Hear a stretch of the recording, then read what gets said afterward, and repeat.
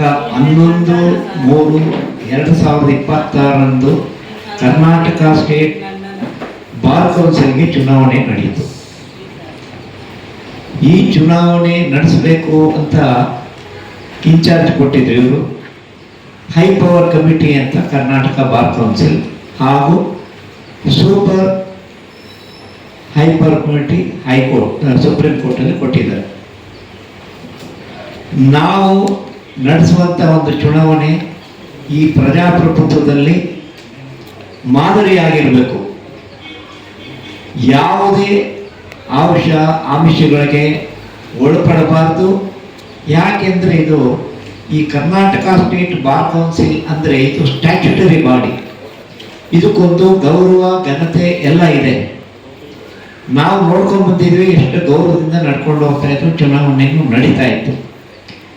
ಇತ್ತೀಚೆಗೆ ನಡೆದಂಥ ಚುನಾವಣೆ ಅತಿ ಅಕ್ರಮವಾಗಿ ಮಾಡಬಾರ್ದೆಲ್ಲ ಮಾಡಿ ಚುನಾವಣೆಗೆ ನಿಂತು ಗೆಲ್ಲೋ ಒಂದು ಆಸೆ ಇಟ್ಕೊಂಡಿದ್ದಾರೆ.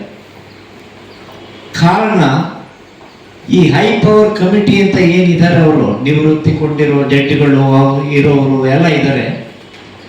ಅವರ ಸಮಕ್ಷಮದಲ್ಲಿ ನಡೆದಂಥ ಚುನಾವಣೆ ಈ ಒಂದು ದುರಾಡಳಿತದಲ್ಲಿ ನಡೆದರೆ ಇನ್ನು ಪ್ರಜಾಪ್ರಭುತ್ವದಲ್ಲಿ ಜನರಲ್ ಎಲೆಕ್ಷನ್ ಯಾವ ಮಟ್ಟದಲ್ಲಿ ನಡಿಬೋದು. ನನ್ನ ಪ್ರಕಾರ ಆ ಎಲೆಕ್ಷನ್ನೇ ಉತ್ತಮವಾಗಿ ನಡೆಸ್ತಾರೆ.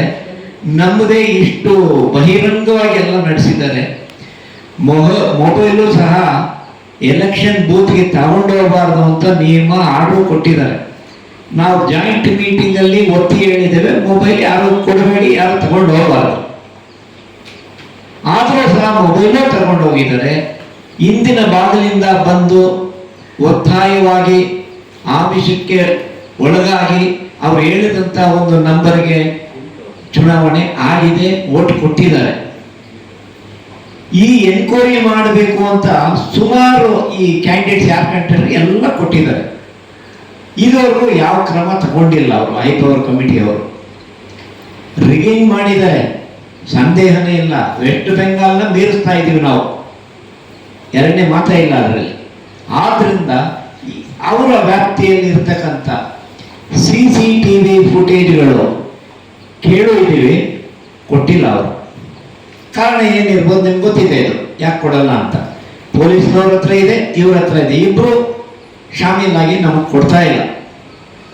ಕೊಟ್ಟರೆ ನಾವು ದಾಖಲೆಗಳು ಕೊಡ್ತೀವಿ. ಯಾಕಂದ್ರೆ ನಾವು ಯಾವ ದಾಖಲೆ ತಗೊಂಡು ಹೋಗೋಂಗಿಲ್ಲ ಒಳಗೆ. ನಮ್ಮ ಹತ್ರ ದಾಖಲೆ ಇರೋಕ್ಕೆ ಸಾಧ್ಯ ಇಲ್ಲ. CCTV ಫುಟೇಜ್ ಮೇನ್ ದಾಖಲೆ. ಬಹಿರಂಗವಾಗಿ ಎನ್ಕ್ವೈರಿ ಮಾಡಿ ನಮ್ಮನ್ನು ಬರಿತೀವಿ. ಕರೆಕ್ಟಾಗಿದೆ ಜೈ ಅಂತ ಬರ್ತೀವಿ. ಇಲ್ಲ ಅಂತ ಅಪವಾದನೆ ಬಂದಾಗ ಒಂದು ನಿಮಿಷ ಸಹ ನೀವು ಆ ಒಂದು ಪದವಿಯಲ್ಲಿ ಇರಬಾರ್ದು. ಇಮಿಡಿಯೇಟ್ ನೀವೇ ರಿಸೈನ್ ಮಾಡಿ ಹೋಗ್ಬೇಕು. ಇಲ್ಲದಿದ್ದರೆ ಇದರ ಬಗ್ಗೆ ನಾವು ಪ್ರೊಟೆಸ್ಟು ಮಾಡ್ತೀವಿ ಬಹಿರಂಗವಾಗಿ. ಎಲ್ರಿಗೂ ಈಗಾಗಲೇ ಅರ್ಜಿಗಳನ್ನ ಬರೆದಿದ್ದೀವಿ. ಆದರೆ ಇನ್ನು ಸೂಕ್ತ ಕ್ರಮ ತಗೊಂಡಿಲ್ಲ ಅವರು. ಮುಖ್ಯವಾಗಿ ನಾವು ಹೇಳೋದಂದ್ರೆ ಆಗ್ತಾ ಇರ್ತಕ್ಕಂಥ ಚುನಾವಣೆ ಕೌಂಟಿಂಗ್ನ ಕೂಡಲೇ ನಿಲ್ಲಿಸಬೇಕು. ನಾವು ಮಾದರಿಯಾಗಿರ್ಬೇಕು ಜನರಿಗೆ. ಪ್ರಜಾಪ್ರಭುತ್ವದಲ್ಲಿ ಮಾದರಿಯಾಗಿ ನಡೆಸ್ಬೇಕು ನಾವು. ಯಾಕಂದ್ರೆ ನಮ್ಗೆ ಲೀಗಲ್ ಸ್ಟೇಟಸ್ ಇದೆ. ನಾವೇ ಈ ರೀತಿಯಲ್ಲಿ ನಡೆಸಿದ್ರೆ ಬೇರೆಯವ್ರು ನಡೆಸಿದ್ರೆ ನಮಗೆ ಕೇಳೋ ಅವಕಾಶನೂ ಇರಲ್ಲ, ನಮ್ಗೆ ಅಗತ್ಯವೂ ಇರಲ್ಲ. ಆದ್ದರಿಂದ ಇದು ಸ್ಟ್ಯಾಚ್ಯುಟರಿ ಬಾಡಿ ಆಗಿದೆ. ಕೂಡಲೇ ಎಲೆಕ್ಷನ್ ಕೌಂಟಿಂಗ್ನ ಸ್ಟಾಪ್ ಮಾಡಬೇಕು.